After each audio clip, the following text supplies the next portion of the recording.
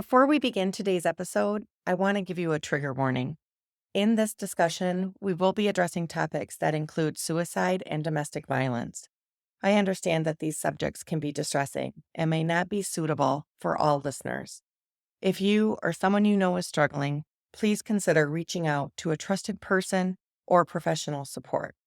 Your mental and emotional well-being are important. If you feel this content may be too much for you, it's okay to skip this episode or listen when you're in a safer headspace. Take care of yourselves.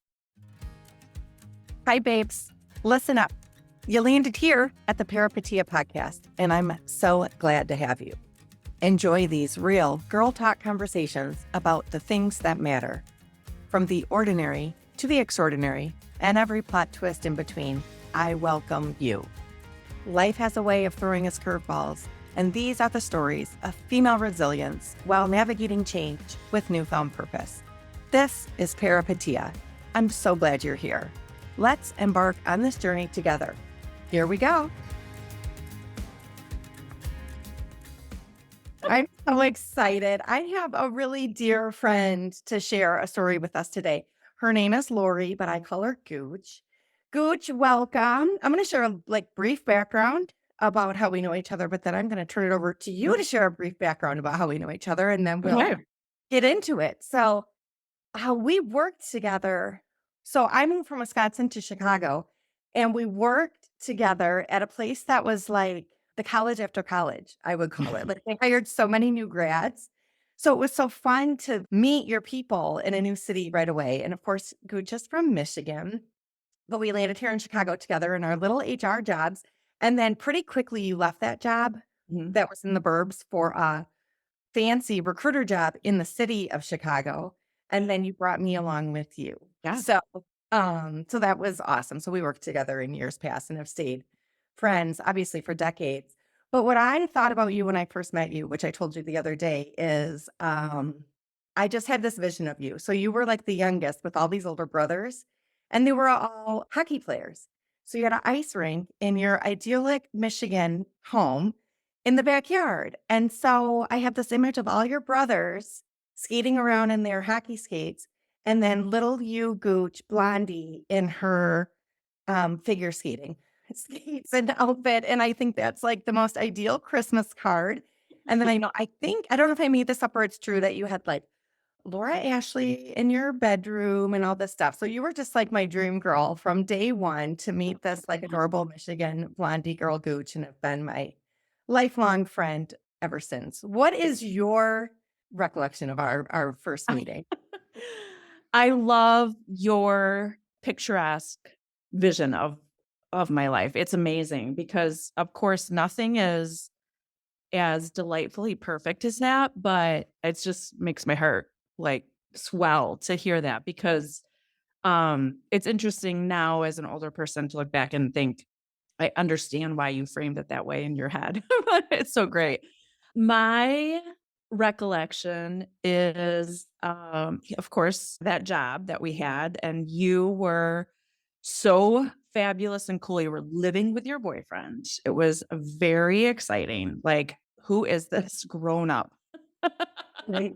So that boyfriend is now my husband of like almost 30 years. So 100 years. Yes. Yes.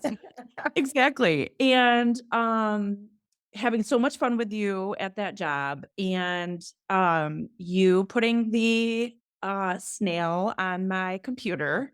Do you remember?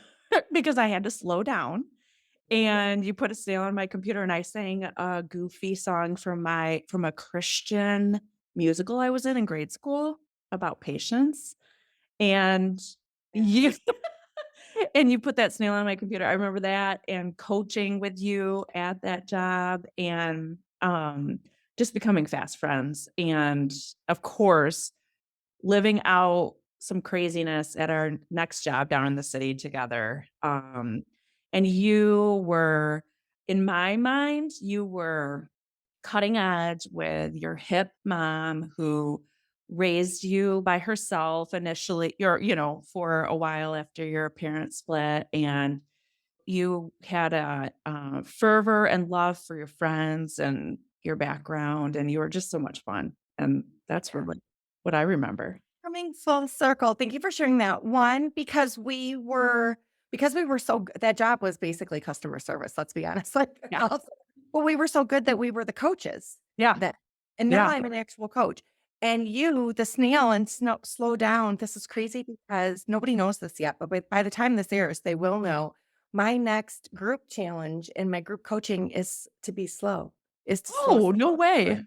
Just sent me like another beautiful sign. So I love that. And I can't believe you thought I was cutting edge because I felt like a country bumpkin coming from and you lived in the city, but I had the boyfriend, so we lived in the burbs. So we were all Right. living out our house. So that's the other thing. So it was this age where it was like I thought it was crazy because you were a first friend that didn't know me without my boyfriend. Oh, Right? interesting. Like, my friends from high school and college had a whole history of knowing me without him, but he had been with me since our first meeting, so you've only known me with him, which is interesting because it goes to our conversation today about marriage, which is also interesting because you have, like, such a huge story, and when I asked you, like, what do you wanna talk about or what is the topic or whatever, you said, "Leaving an emotionally abusive marriage." And it got me. It was like, "Oh my gosh, she's going there." I'm gonna cry, like, that was I know, so me too. comfortable. I know. So here we go. Here we go. We Woo! told ourselves we would probably do this, right? So Right? Your producer's gonna have a lot of awkward crying to first 5 minutes, we'll start crying just because you've approached a really deep and meaningful subject, and you brought it up with me, like, who I've been and that I've been with somebody since we've known each other, and it was the time of our life where people were getting married. I mean, it was always a bridesmaid, never a bride, it Oh, was the yes. era of our later 20s where we met, and that was our life at that time, and you had a vision and a goal for your life. I I did. remember specifically, you and your best friend both, you had, like, Yep. "We're gonna be married by 30, and we're gonna marry these people, and this is what our life is gonna look like." Tell us who you were at that time and what you were looking for. I was very young and dumb. I still am dumb, but just old. No, but I had an idea of what life had to be or what it was supposed to be, what it was going to be. And I was in pursuit of that. And at that time in my life, my dad did the very best that he could, and he did an exceptional job in many ways. But with 4 older brothers and a very man's man kinda dad and world that I lived in and that I was raised in, I always joke that it was a locker room. They ruled the roost, and my mom and I were just, like, trying to avoid the actual locker room of it. Mhm. Um, but I was always told, like, "Good thing you're cute, Coach, because 'cause you're not very smart," or, I was not raised with any sort of person, not a single person telling me that I was smart, that I was capable, that I was amazing, that I could take care of myself. Never once did anything like that happen. So, yes, I had the adorable bedroom and the ice skating and all the things, but I did not have any of that sort of thought, frame of mind, teaching, anything, support growing up. My mom is wonderful, but I think also really married into the scenario, that filled her vision of what a woman should be back at the time that she got married and whatever year that was. Um, and that she would take care of the home, and she became a nurse. She took care of babies. She started having babies immediately, had enough that it was time for her to stay home. My dad was successful enough at that time to take care of everything, but it also pigeonholed her into a life that didn't give her a lot of outside satisfaction, a lot of hopefully inside satisfaction, inside the home satisfaction. You immediately said about my mom, like, I was raised by a renegade, like, my mom, not by her well, I mean, necessarily her choice, but she was divorced by the time she was 25. Oh, She had a baby. She got married at 21 or whatever, 20 maybe, 21, had a baby, me, 2 years old, I was less than 3 years old when my parents were divorced, so my mom was under 25, and she never wanted a divorce. She right. just wanted a family and a baby. She just wanted a husband that was gonna be a dad and be Yeah. home, and my dad wasn't. he also did to the best of his ability, but he really had to skedaddle a lot and not be around because that was the best that he could do. So Yeah. my mom, obviously wasn't gonna let him take us both down, so she had to file for divorce, which broke her heart. But you were interested and attracted with that independence and what my mom was forced to do in a way where I was so envious that you had a mom. I call her the professional homemaker, as you Yeah. know. Oh, yeah, absolutely. She ironed sheets. Like, who does that? Like, she did her job perfectly. And I love that, and I value that homemaking, and my mom didn't have an opportunity to do that, right? Sure. Or was in a different situation, and that you mentioned even at the beginning, like, "Oh, I had this mom that did this," and, "Oh, your mom did this," and I was attracted because Yeah. I felt like I had a broken home, or something, and Right. you had it perfect, and you're like, "Wow, you had a mom that was so confident and Yeah. independent," and Yeah. but you are too. Your voice, man, that surprises me. I didn't know that. Like, you are so smart and accomplished yourself and were professionally good the minute I met you. I would have never thought anything less than that. So that's interesting in your That own is family interesting. Yeah. because you were a girl. You were not Yeah. a boy. Yeah. Right. Right. Yeah. Okay. So you had this vision of what, Yep. okay, you had this background and then Yep. you had Yep. this vision of what you wanted for your life. Yep. Yep. And I met Brad and start crying. Mhm. um, and he, in many, many ways, he fulfilled that vision of what I was going to get out of life, what I just literally what I thought life looked like. I don't even know how else to say that because I don't want to say, oh, I was going for a MRS degree. I was not. Mhm. I wasn't going for, I don't want to, I don't, it's hard to explain. It was just literally the only thing I knew how to envision, Or maybe. having security, a life of security Yeah. maybe in ways, and financial security in some ways, like Yep. your mom did. Yep. Yep. And to be able to raise children, maybe have time and flexibility to raise Yep. children the way that your mom also did. Yeah. Yeah, and so, he was an attorney, and he was very interesting.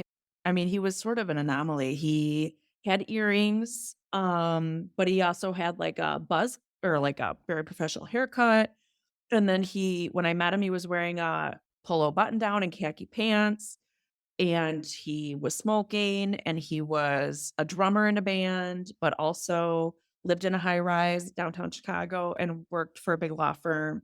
Like, he was just all kinds of things, and actually, I met him because I was out with coworkers from our job.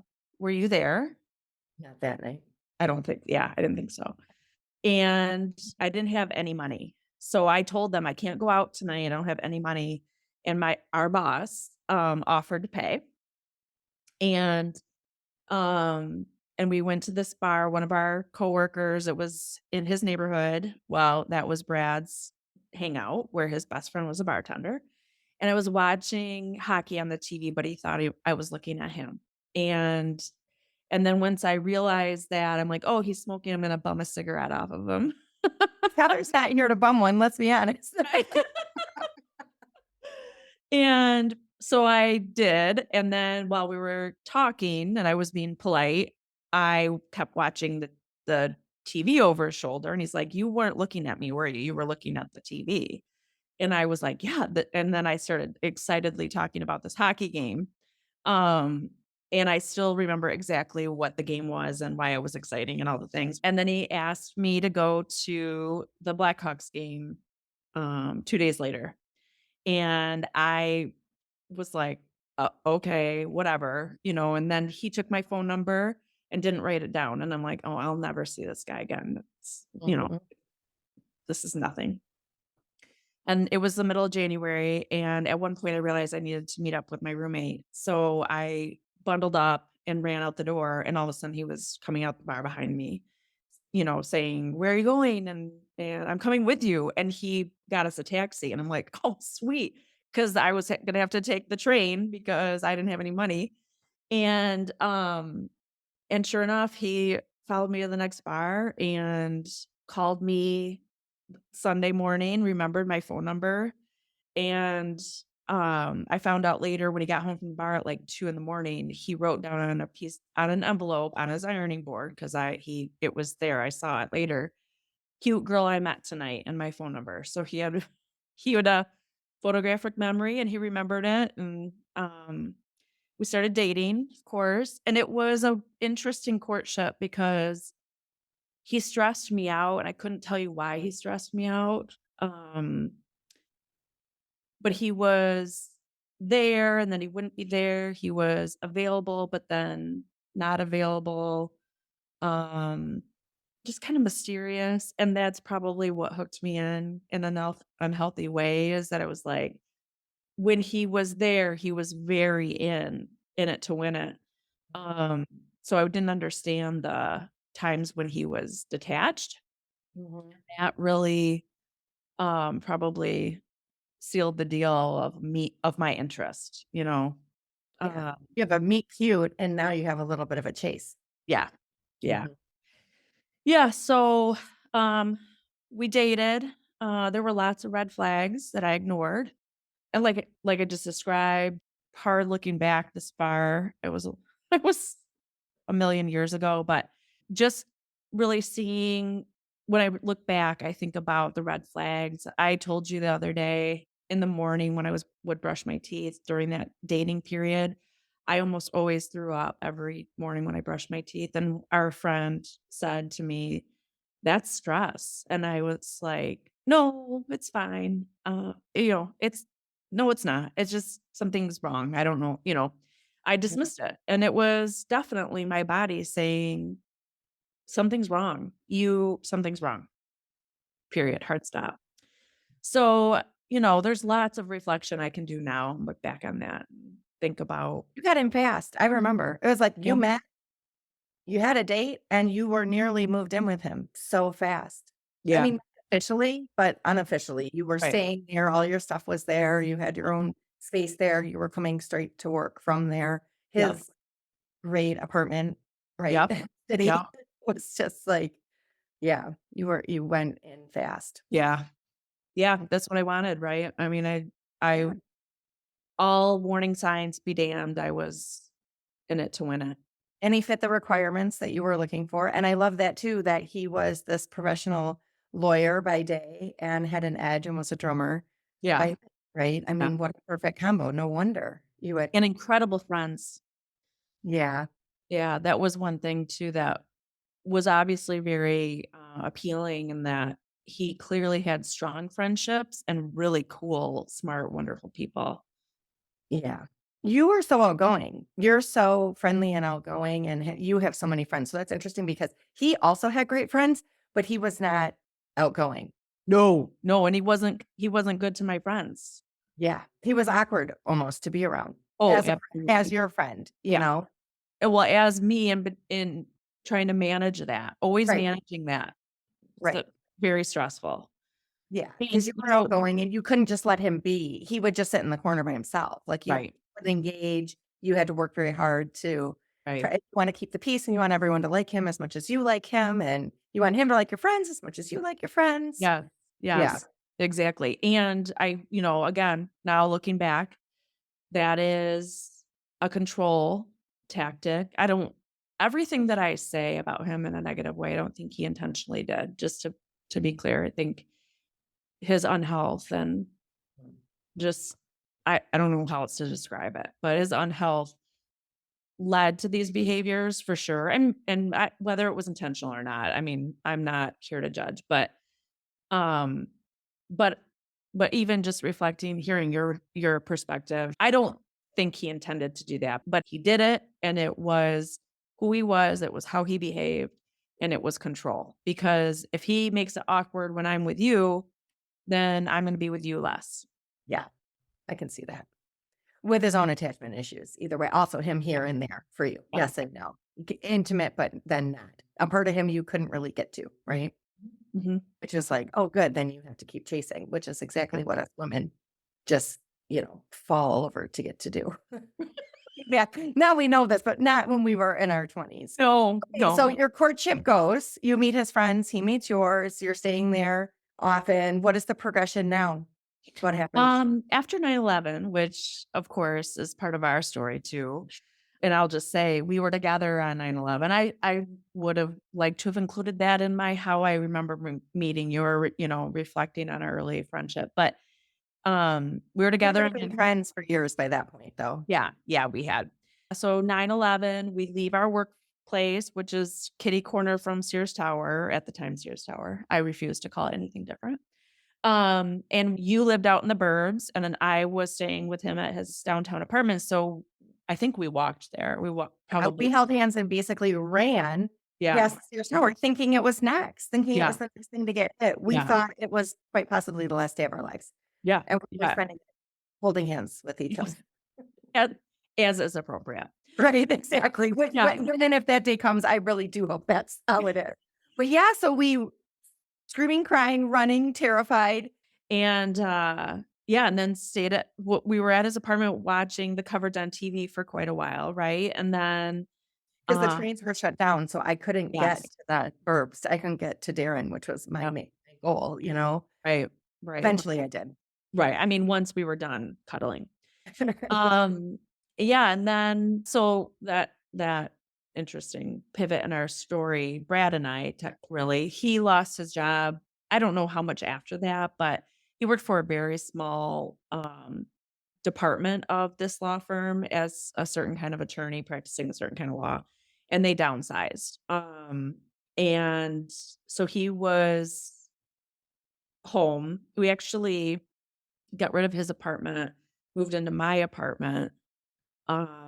And he wasn't working for a long time. And I realize now how detrimental that probably was for him. And it led to some pretty bad behaviors when we were still in Chicago out of him, all of which I brushed aside, saying, he's going through a hard time. He's unemployed. Um, and then he got a job offer for a great position out in Boise, Idaho, and he asked me to go with him. So obviously that was a huge turning point. I did not want to go to Boise, Idaho. But he made it very clear he wanted to spend the rest of his life with me. He didn't propose at that time, but this was a great opportunity. We went out there, we house hunted, and accepted the job and moved. Yeah, that was really hard. Oh god, that was hard. Talk about isolation. We did not know my mom's cousin when we moved there, but she was a realtor, so she was instantly our realtor. It was the only person we knew, and she's, 40 years older than us.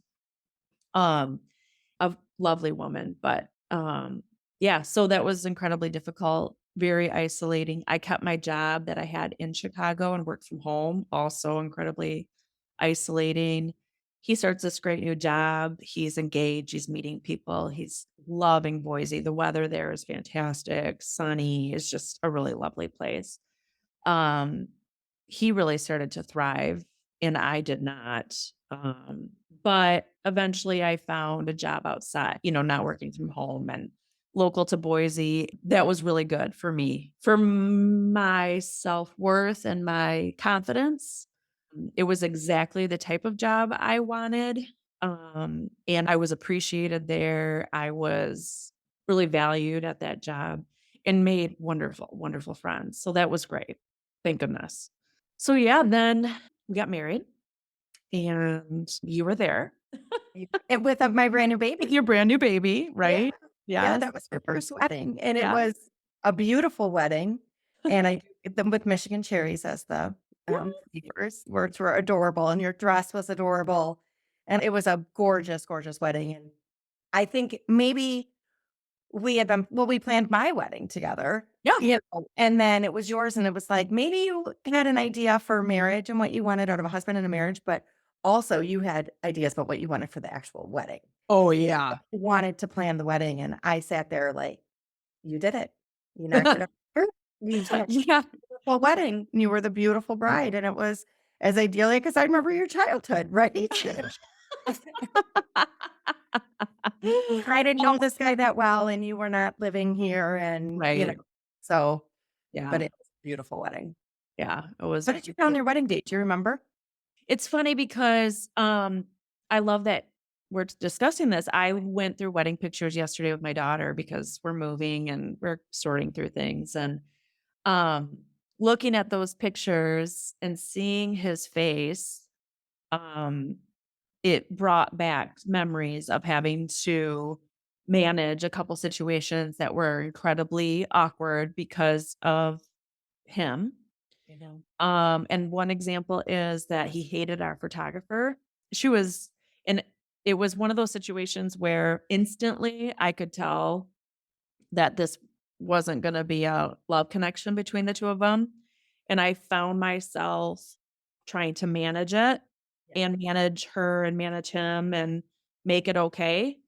And that is I mean, just right back to talking about my friendships and managing him, managing the friend, all of that. Very stressful, very full-time because, yes, I am outgoing, I am friendly, and I can fake my way through an uncomfortable situation or, a displeasurable Right. interaction with a human being, but he could not, and it was very awkward with our photographer and What was your fear of him? that he would I just stopped myself from cursing, that he would tell her to screw You would off feel and afraid for her and embarrassed for yourself yeah, or disappointed in him, and it just turns it yeah, into a almost volatile situation. yep. So you wanted to not rock the boat, keep the peace, Oh, yeah. just I do. smooth all the Yeah, wrinkles all the everything's fine, time, everything's fine, everything's fine, everything's fine, everything's fine. and tell Yeah. yourself and everybody that everything's fine, even when Yes. it's on fucking fire, okay? Yes, yes, okay, good, we can curse. Will be Yeah. better. Yeah, I mean, Okay. yeah, it's funny because the pictures that we pulled up yesterday or we're looking at yesterday, there he is with a scowl on his face, just having his like by himself single portraits taken with her and his groomsmen and whatever. And you could just see the disdain on his face. And it was, yeah, it's a full-time management type scenario of discomfort. Yeah. Okay, but otherwise, the day was beautiful. It was beautiful. It was a It's accomplished. You've been planning that for quite some time. So Yes, this and the is night your ended with me surprise. standing on a chair in the dive bar, downtown Grand Haven, with everyone chanting "Gooch, gooch, gooch." So everything was great. Mhm. Yeah. So yeah, married and on our honeymoon, he said, I want you to get pregnant." And we started trying immediately I so we got married in July and I was pregnant by that fall. Um, and ecstatic. I mean, again, it just filled the whole picture of what was supposed to happen, right? And I remember, oh, it's gonna make me, but waking up, taking a pregnancy test because I suspected that I was, and then waking him up to tell him, and he hugged me and rolled over and went back to sleep. And it did not take very long into that pregnancy for me to realize that I thought he was working his ass off at his job and coming home late or stopping for a beer at the bar on the way home and then coming home. But once I was not going to the bar with him for a beer after work, and I was working my ass off at the time. Once I realized, because I was home throwing up pretty much every day, and I realized very quickly he was at the bar from about 5:30 at night until any time. It could be 7, 8, 9, 10, 11, and I did not know that before I was pregnant. And there's a rejection that I don't even know how else to describe it except that's the feeling that I had all the time. That from the minute I got pregnant, truly till today, I felt rejected by the person I knew loved me. with all his heart. So that is a scenario I can't begin to explain to someone except that it's narcissism and it's unhealth. And I can say now with every confidence in the world that he loved me and my babies with all of his heart and to the very best of his ability. But that is not what that feels like Um, because it's such an unhealthy love. So truly I really, it took me first, I just felt very underwhelmed by telling him I was pregnant, his reaction. And then slowly but surely throughout my pregnancy, I realized where he was every night. And then by the time Thanksgiving, I was due December 5th. Um, Thanksgiving was coming up. We're living in Boise. We had some great friends, really great friends. So I was, 8.5, 9 months pregnant, and he insisted that we host Thanksgiving. So, okay, fine. We host Thanksgiving for everyone. Thanksgiving, I'm having contractions, just Braxton Higgs. But the next day he said, let's go to Sun Valley to ski this weekend. And I was like, um, I'm 9 months pregnant. I'm having Braxton Hicks. I feel horrible. Puked every day of my pregnancies. And I was like, no, there's no healthcare there. It's 3 hours through the mountains. I mean, no. He was so mad at me that he slept in a different bedroom that night and wouldn't speak to me. And just like all the times before, but I it didn't mean as much this time or as this time did. I went to him and I apologized and said, "Yes, let's do the thing that you wanna do." Um, and we went to Sun Valley for the long Thanksgiving weekend, and I sat in a hotel room, and he skied and went to the bar and had fun, and my baby didn't come until she was a week overdue, but, it was probably that event that made me think, "Yeah, I can't this isn't gonna work." the This marriage isn't gonna work? Yeah. Like, that was a big okay. Were you recognizing yourself? Like, this is a bit of a pattern, what, he shuts you out as punishment for not getting what he wants, Yep, and then you reunite with apology? You yep, take the blame, yep, and then and you do the thing he wants to do, and then it's okay. yep. And what is your definition of, like, narcissist or narcissist? Is that it? Like Well, yeah, I think a narcissist I'm not gonna say this very eloquently, certainly, but they are incredibly selfish without realizing I mean, I can do selfish things all day long and say, "I'm gonna be selfish and do X, Y, and then Z." mhm, Um, Never in a million years would that person actually think, not let alone admit to, but it would never cross their mind. It would be actually I mean, you calling them selfish would be incorrect because they are not being selfish, just period. yeah, Uh, and the one thing that I struggled with through all the years, and that was 17 years ago, almost 18 years ago, is detaching from that narcissist the intent of being selfish from just being a selfish human being who can't be otherwise. mhm, I think that maybe is there's a there's something there in that he loved me till the mhm, day he died. Oh, mhm. well, um, what do you call it? Um, Yeah, in a book, a forewarning, a yeah, thank you, that's thank you. great. Yeah, I just, Foreshadowing yeah. foreshadowing how this story is going to go. Yeah, yeah. Um, I think he loved me till the day he died as literally as best as he can, and his babies. Uh, Mhm. but it was so unhealthy and bad. He So didn't know how to love, and he only knew, like, himself. Just the Sun Valley request. considering the conditions with hosting and being, 109 months pregnant, Yes. is the lack of empathy for what somebody else's shoes, standing Yeah. in somebody else's Yeah. shoes. He's Yeah. not considering. No ability to do that, period. Just no. Right. Okay, Well, so you go to Sun Valley, and then weeks later, you have your baby who came late, but she's adorable and perfect. adorable and perfect. Blondie, just like you. Yes. Sorry. So blonde.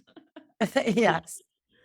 Yes, and I loved that time. I loved being a mom, and I loved being home with the newborn, and my mom was with us a lot in the beginning, helping and traveling out from Michigan. He stayed home for 2, 3 days, but the reality is the night she was born, I said, "You don't need to stay here on this horrible" whatever they provide, a spouse or whatever to stay in at the hospital is horrible, right? And I was like, "Just go home," and we had a dog, and go home and take care of Annie and do the things, and he went to the bar. And, it's funny because I don't think I ever would have known that, but I, um I called him because I had a question. I was filling out her Social Security number paperwork, and I probably needed his Social Security number, and he answered, and he was at the bar, and I mean, that I'll never forgive that. I don't know, there's Mhm, just something, like, so messed up about that. mhm, And then yeah, yeah. I mean, that's just how it was from that point forward. So but he told me 3 months in, he told me well, he came home from the bar one night, and I said he could tell something was wrong, and I said, "I was just wondering if maybe you could hang out with the baby and me 1 to 2 nights a week instead of going to the bar." And he told me that I was trying to take away the most important thing in his life, and he didn't speak to me for a week, at which point I got down on my knees and begged him to go to the bar. So again, mhm. me coming it was obviously my fault, and being vulnerable and saying, "Please, please, please, I was wrong to ask you to spend time with us." Like, how yeah, so So crazy. sounds so similar to my dad. This is just Oh, feeling like full circle to me, like how interesting that like that was my dad. So these things are brewing. You're recognizing like this is lonely. yeah. Okay, in some ways, this is the life I chose and asked for and wanted and got. In other ways, like this is not working. This isn't what I planned. This isn't what I want. But what options did you have? Because you only plan on getting married once and and raising your kids with that person, right? So you had Abs another baby. yeah, I mean, why not? Um, Two yeah, girls is better than one. I totally yeah, agree. 100%, Yeah. 100%. That goes without saying. I definitely was lonely. I definitely wasn't a I lived the days, like, having fun with my baby, creating a vlog for people at home. This is before social media and everything. And making sure the grandmas had lots of access to videos and just having tons of fun and dressing her like a little ball of joy and just You everything. quit your job. Were you a stay-at-home mom? I was stay-at-home mom for the first year, and then I went to work part-time for the second year. And there was a point at which, and I don't know exactly when that was, but I wanted another baby so that baby number 1 would have someone when she went on overnights to dad's house. 100%. You thought that. Yeah, yeah, I Mhm, feel bad saying that out loud because I wanted her with all my heart, mhm, and I don't want her to hear that, me say mhm, that, but 100%. mhm. I felt like baby number 1 needed to able to feel like she had someone, then she was safe. And, we make decisions with the information we have at the time, and we make decisions thinking that we know everything. And with the personality of baby number 1, it probably put way too much stress on her as a firstborn girl, trying to take care of everyone, trying to be responsible for everyone, trying to make sure everyone's to school on time, that dad's awake on time, that lunches are packed and outfits are on and teeth are brushed because she became the one responsible for all that. So that breaks my heart, but but I still stand by the fact that they had each other, and that was really important for a lot of those years. Mhm. So then what happened? Because you have the So baby, you're still together, yeah, right? it's 2 little ones. yeah, baby girl number 2 came along, and we for years, we had talked after baby number 1, we had talked about moving back to Michigan. Um, we had great friends in Idaho, but it became clear to him and me, obviously, duh, that, being back by my family would be really good for probably mostly for me, but he was fully on board, and it's funny because I actually have an email that I sent to him saying, "You're not gonna regret this later. You're not gonna" I can't remember how I phrased it, but, "You're not gonna regret this later and blame me for the fact that you're stuck in Michigan, are you?" And he replied and said, "Absolutely not. I want this." I still have that because I knew once I filed for divorce, he would say something different. Mhm. And it's funny, I still can't delete. Mhm. Yeah. Um, so yeah, it was his idea, and I was home with baby number 2. So between babies, I took the part-time job, but it was also, um, a limited time job. It was working for a Special Olympics event. So once the event was over, baby number 2 came shortly after that, so I was home. She was about 6 not 6 months old yet, and he was like, "I've had it at my job, let's move to Michigan." And my mom was actually visiting at the time. He walked in the house and said, I'm gonna quit my job tomorrow. We're gonna move home." I walked over to the computer and booked tickets home and started packing up the house the next day. Mhm. Um, and within a very short period of time, then the girls and I were in Michigan because I was now looking for a job here, and I wanted to be a local candidate. And he actually worked for another 2 or 3 months. I can't remember. Um, and then and before he was done at his job in Boise, so we quickly packed things up and got out of there and came home to Michigan. And it's funny because immediately upon arriving here, my job search was a job search so that I could feel secure enough to file for divorce. He joined us in Michigan in August and got a great job with a big automotive company as an attorney and house counsel. And within a week, he asked me what was wrong, and I said, "Well, I want a divorce." And so he, at that time, quit his job to save his family. And I, again, got down on my knees and said, "Please don't quit your job," because I knew that there was no saving.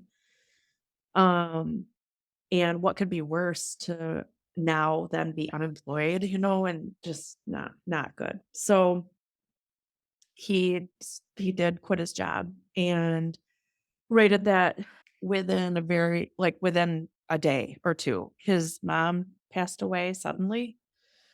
Um, it just things really crumbled, I would say, for him, probably from an ego and a mental standpoint, and things got really terrible. I was working at this new job. I was very happy, and again, in a position where I was really valued, appreciated, and I love that in a job. I just love, love, love, love. that. And I also realized I didn't get that at home, and work was a very safe place. But I would come home and he was angry and he was sad and he was mad and he was a hero. And I was to recognize that he was a hero because he quit his job and he was a stay-at-home dad and he was saving his family. And then it turned into a control where he was creating workouts for me every day and planning my meals, my breakfast, my lunch, my dinner. He was monitoring my phone calls with friends. He was realizing that a couple of my friends were aware of the fact that I was going to ask for a divorce and that they supported me. And so I had to call some of those people and break up with them, and he had to be on the phone listening to me break up with them. He put a keystroke tracker on our computer. He put a recording device in my car. He looked at my private messages on my social media. At one point, this kid that I knew years and years and years prior reached out to me, and he wanted to sell my brother, who's involved in professional athletics. He wanted to sell this stupid product to my brother and wanted to have lunch to talk about it. And I was like, yeah, sure. Okay. I'll, let you know. Well, that was me being inappropriate with another man. He confronted me about that as we were driving down the road on for 4th of July weekend to go to my, very good friend's cottage with our babies in the back seat, and he called me a fucking whore in front of I mean, they're babies, but coherent. Um, I almost threw myself out of the car. One weekend, we ugh, one weekend, we left the kids with my mom, and we were going up to Mackinac Island to celebrate our wedding anniversary, and on the way there, he pulled out a recording device, probably like literally a $20 little stupid thing from the grocery store that I mean, nobody would buy at this point with electronics the way they are. Um, and he told me that he heard on it, he couldn't sleep the night before. And he was very upset because he heard me say on the phone with my college bestie that I gave someone a blowjob at work on a desk or a dock. And I burst into laughter because A, I didn't do that, and B, I didn't say that. And it was comical to me. And he became so enraged, pulled over on the side of the expressway. He, I mean, this was on our way to Mackinac Island to celebrate our wedding anniversary. And he took the device. I said, let's get it professionally. I don't even know what I'm saying, but professionally analyzed so we can actually have someone tell us what I'm saying because I didn't say that. And he threw it while we were moving down the expressway. He threw it into the ditch, so that would not be a possibility. And then we proceeded to go to Mackinac Island, and I was to behave as though everything was perfect and glorious, and we were so in love and celebrating our anniversary. And let's hug and kiss and post it on Facebook. Let's hug and post it on Facebook. We look really cute. Let's post it on Facebook. I mean, it was so fake. It was so abusive and horrible and fake, all of it. Eventually, after all of that, it was fall of I don't even know what year, 2011, and I was born with a little mass on my shoulder. I'd had it truly my whole life. It was no big deal. Sometimes it would bruise and get hard, but I had been taken to a physician my whole life, just checking in on it, and it was nothing, no big deal. Well, I woke up one morning, fall of 2011, and by the way, we moved back to Michigan fall of 2010. 2011,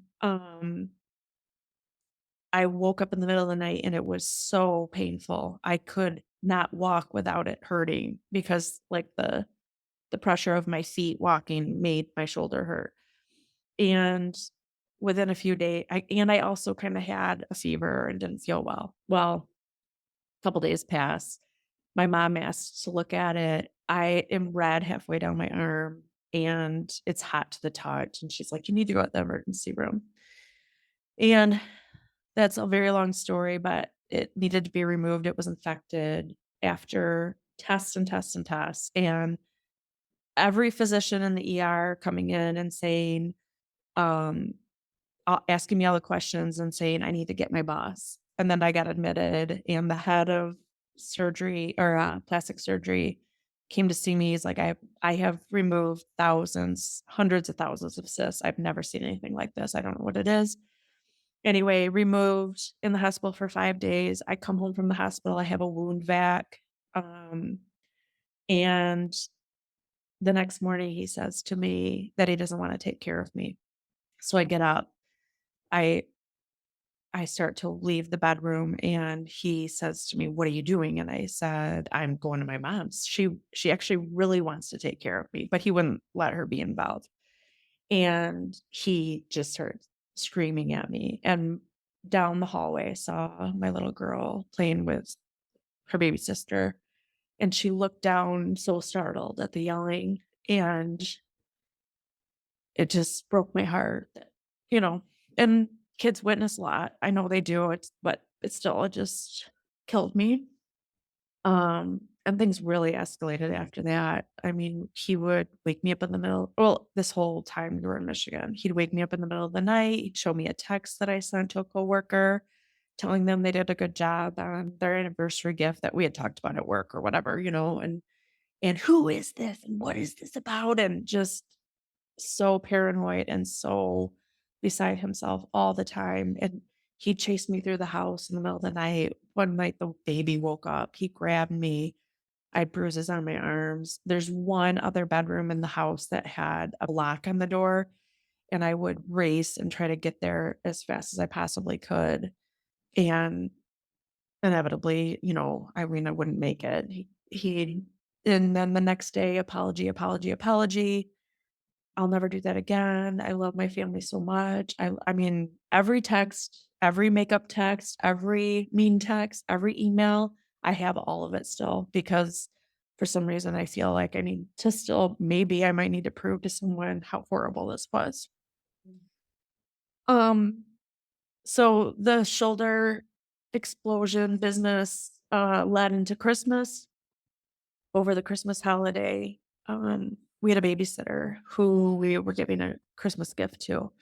And I wrote her a check out of an account that he just had money in, but we weren't using, but he wasn't home. And it's a long story. But anyway, she was on her way over. So I wrote her a check for her Christmas card out of this account.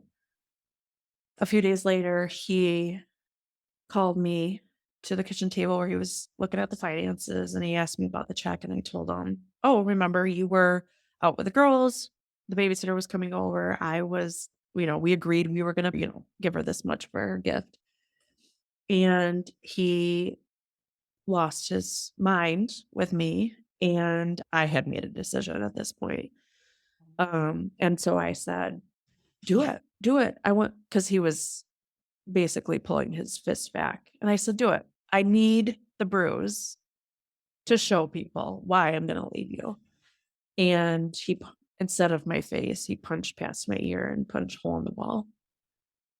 And I was like, "You know what? That's good enough. Thank you." And I went to go change my clothes and he chased me into the bathroom and um, he was not going to let me leave the house. And there was no way. So I calmed down and I complied, quote unquote. And I did what I was supposed to do. And we went to Home Depot to get the kit to repair the wall and all the things. And um, within a few days, I uh, called some family members. My brother's an attorney and so on and so forth, and said I needed help and that they I needed them to do some things and meet with me at my job instead of it, like I couldn't talk on the phone, I couldn't do emails, I couldn't do texts, that all of that was being monitored. And I had my attorney meet with me at my workplace, and essentially prepare all of the work in advance to be able to file. And then with a judge's approval, have him served by a police officer while I was leaving the state with my girls. So I was literally packing suitcases when he wasn't around and putting them back up on the shelf.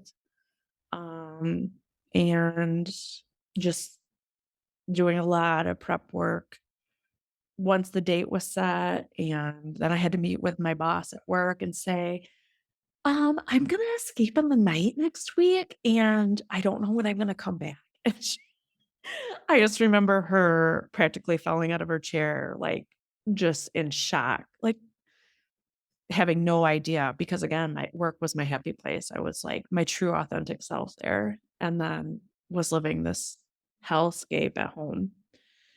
So, I had a village of people that helped me,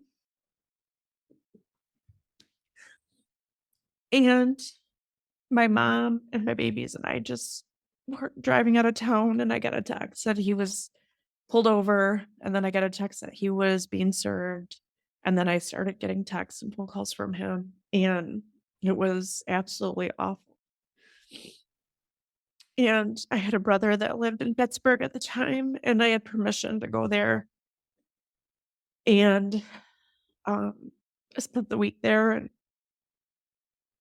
girlfriends met me there, and in some ways, we had the time of our lives and the most memorable freedom and love. And it's funny because sometimes we'll talk about that time and the phone calls that he would make to us, and I never would get on the phone, but my friend would, and because I had to let him talk to the girls every night, and I don't even remember those phone calls. Like, I have just I don't remember a lot, actually. But when we came home a week later, I had the police at my house because I thought for sure he was gonna have committed suicide and been in the garage when I opened the garage door, and he wasn't.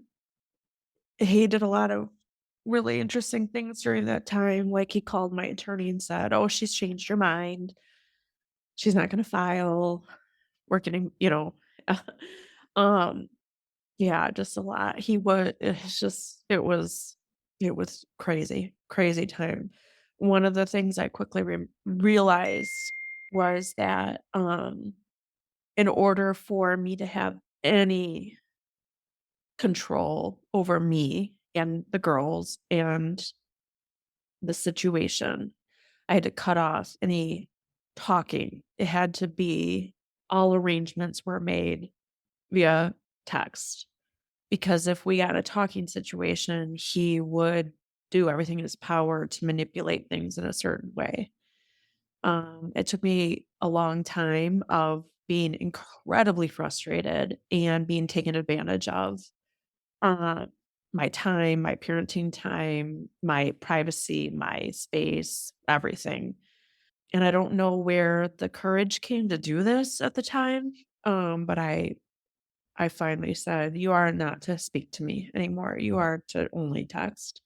And it's interesting because I've seen friends go through divorces with narcissists since then, and that part of it has played out exactly to the T with them as well, where boundaries were crossed and crossed and crossed and crossed and crossed and crossed, and manipulation was attempted over and over and over. But if you limit it to text and they send something nasty and you don't have to reply to that, you know?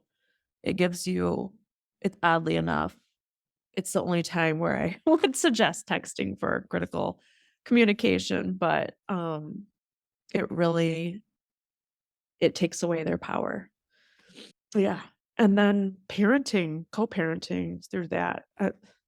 Our judge told us that we had to go get co-parenting therapy or whatever with our therapist, our marriage counselor, who, by the way, had fired him from marriage counseling because he was so unresponsive and terrible and making promises constantly that he would not fulfill during the week. And It was pointless, but, thank goodness he's still my therapist, so we went to co-parenting counseling, and after the first session, again, our therapist said, "Don't come back, Brad.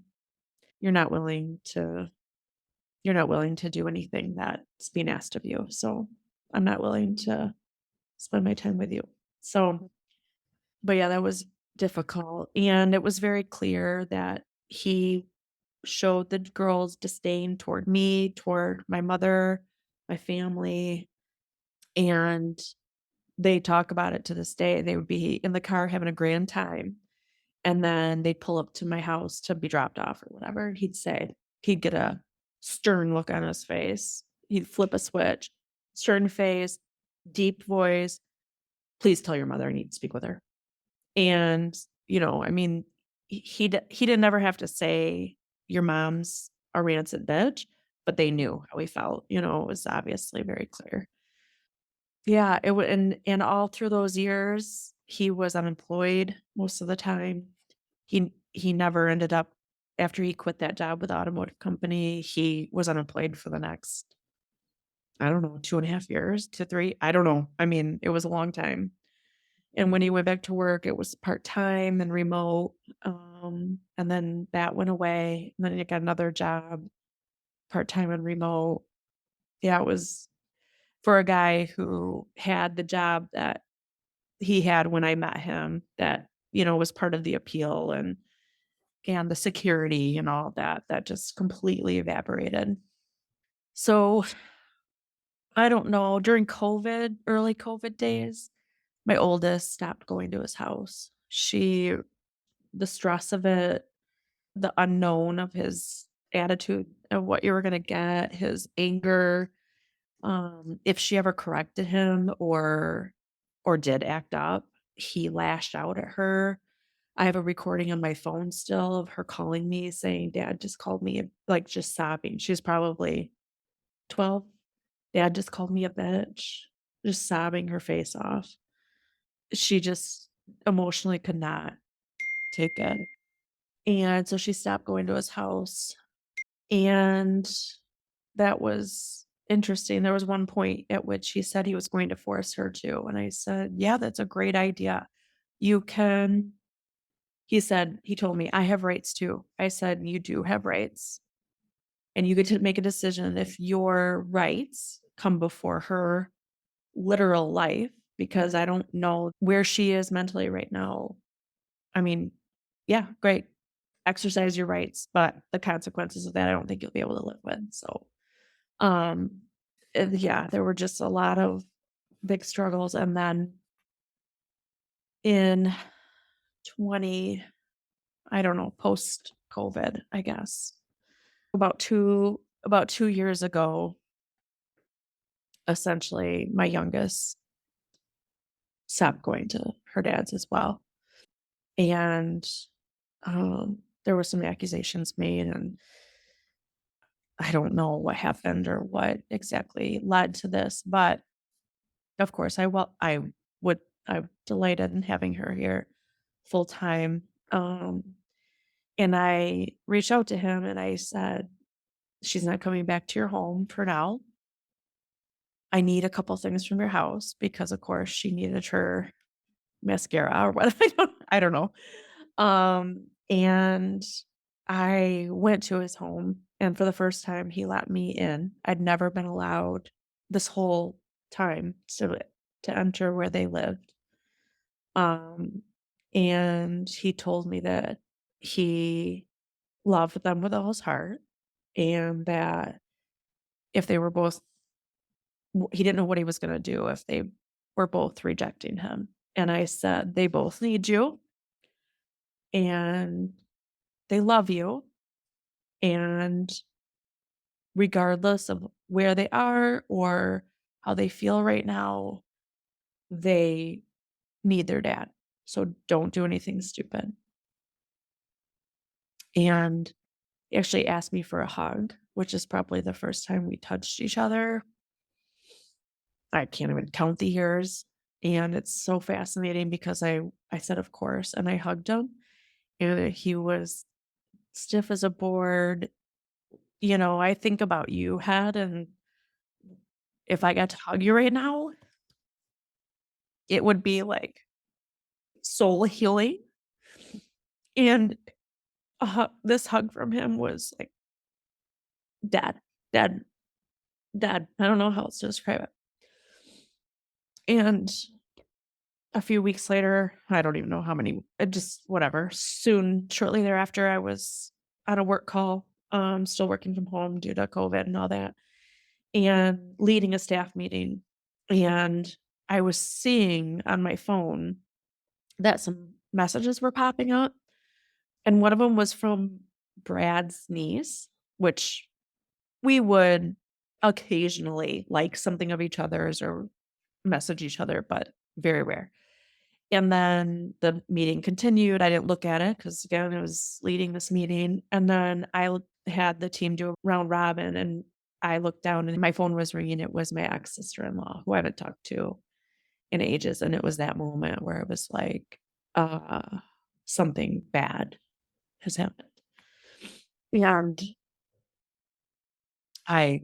told them why needed to step away. And she said, "You need to call Brad's brother right now." And I called him and he got on the phone, and instantly I knew. He's like, "I can't find Brad." It didn't take very long and we both knew, but it probably 24 hours later we had found his. Luckily the cops had found his body. He would have never put any of us in a situation of having to find that. Um, but a few days before that I had received a text from him. Um, and I knew. No, I didn't know anything, let's be real, but I was blown away by the text. Um, it seemed very heartfelt, and I'll read it to you. "Thank you for being the girls' rock. They are the absolute best kids. So you have my admiration and love for providing them with strength and guidance during this unacceptable shit. While my feelings are inconsequential, I feel like a complete failure as a father, which I have tried so hard to be. I still have no idea of what has happened here, but I am horrified by it, and it makes me want to die. I am not looking for sympathy or support. I just feel completely broken and useless. I am so sorry for all this sadness and pain." And for weeks, I wondered why he didn't leave us a letter or some sort of message. And then I think it was his brother who said, "Coach, that is his letter. That was his letter." And it both gives me some comfort to know in the end that he did. I know he loved all three of us the best he could. I know, and I knew in marriage and after, that he had demons I couldn't begin to comprehend or accept. It also gives me guilt that I got that letter and he didn't die for another, I don't know, another week or something. And I didn't understand it was what it was until much later. So yeah, so now my kids have to live with this.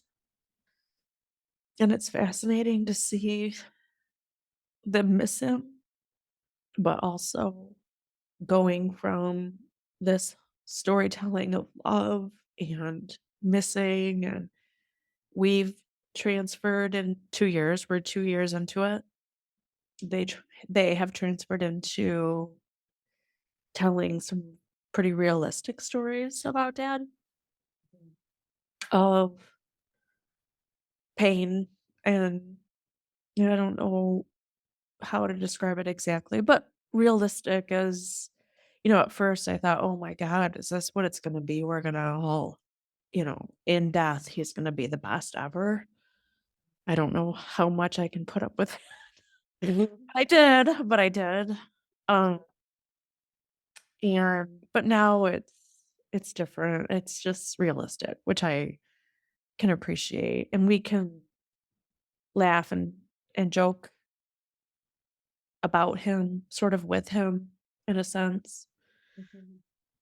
And there's some sort of relief about not having to deal with that unknown, not ever knowing what you're gonna get.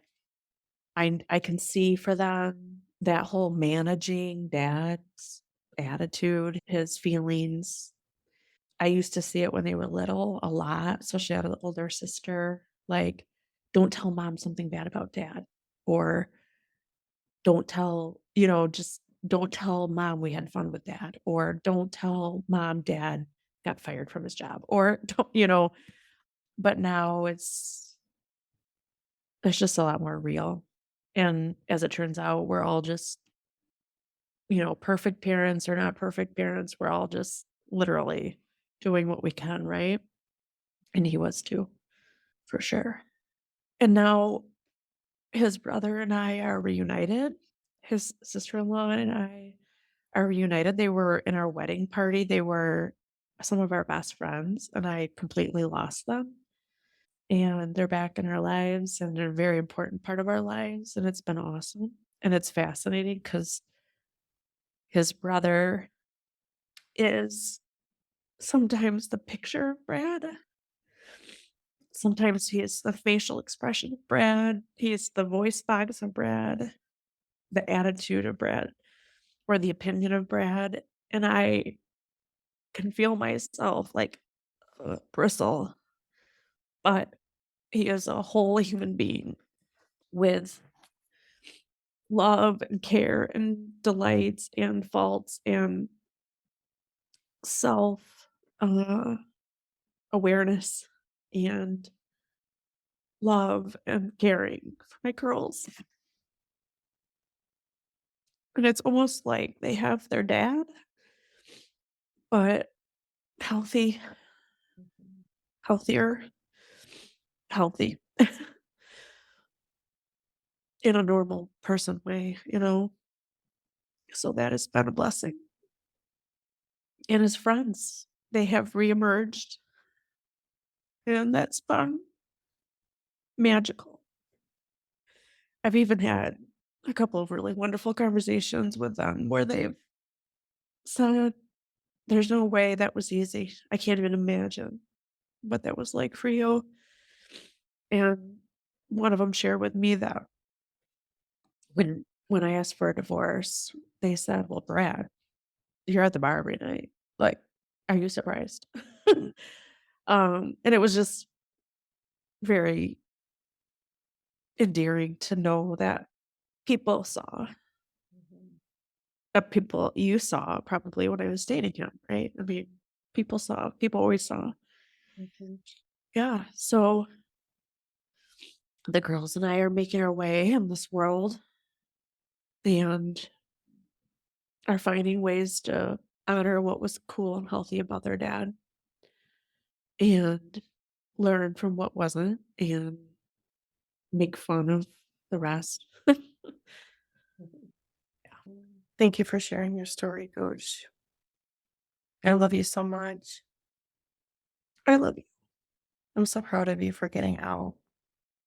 I think this conversation, your story, your open heart, and your willingness to share really is a cautionary tale for others too, you know, to recognize relationships that they could be in and how to protect themselves and how to get out and how to heal and how to be responsible for yourself and not controlled by somebody else, regardless of the worst case scenario, right? Like you heal yourself and you take care of your girls as you are, and you don't manage the rest. Yeah. It's a really big thing to heal from. And I watch you do it. I'm watching you do it. And to stay connected with his people, I think that's really beautiful for you and the kids. Yeah. Yeah, it is. It's beautiful. Yeah, it's been an incredible result of all of this help. For sure. Is there anything that if there's a woman listening right now is like, I'm in this relationship, any advice you would give besides keep text, not talk? Um, the one thing that I regret not understanding earlier is that I could provide myself with the life I wanted without all of that. And I never believed that until I had no choice. And I literally was between a rock and a hard place. Um, and that's my biggest regret is not I just didn't know. It's not even like I didn't believe it. It's not like people told me and I didn't believe it. And now my my comment to any young woman is you can do all the things that you envision for yourself without any of that. You can do it with a man, without a man, with a woman, without a woman, with a bestie, by yourself. Like, that is the saddest part for me that I never knew. I never even knew that I didn't believe in myself. I just wish for all young or women of any age, even your over 100-year-old grandma, that you have it within yourself, period. And I went from being completely dependent on a man who was abusive to me to being completely financially free. I mean, I had to work my ass off and I had to make lots of sacrifices. This is not like some self-help, you know. You can be the queen of the professional universe too. This is whatever it is, you you have it within yourself. Um and you just got to find it. Um and if only I had believed in myself earlier, imagine what I could have avoided. I Mhm. just And of course, just like every other woman in a similar situation, I wouldn't change anything because I wouldn't have my girls, of course.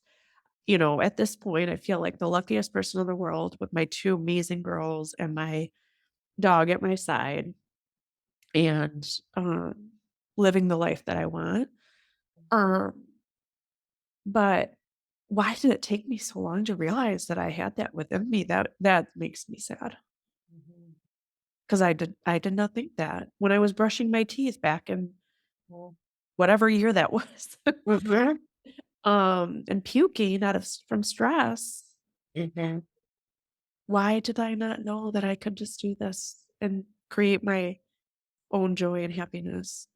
My favorite thing to say is demand your happiness, Mhm.